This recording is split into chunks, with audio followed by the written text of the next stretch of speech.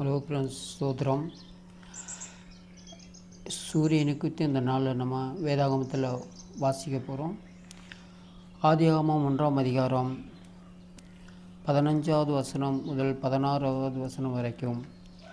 அவைகள் பூமியின் மேல் பிரகாசிக்கும்படிக்கு வானம் என்கிற ஆகாய விரிவிலே சுடர்களாயிருக்க கடவது என்றார்.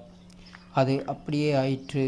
அவைகள் பகலை ஆள பெரிய சுடரும் இரவை ஆள சிறிய சுடரும் ஆகிய இரண்டு மகத்தான சுடர்களையும் நட்சத்திரங்களையும் உண்டாக்கினார். ஃப்ரெண்ட்ஸ், நாம் பார்க்குற இந்த சூரியன் முதலாவது அது பெரிய சுடர் என்று வேதாகமத்தில் சொல்லப்படுது.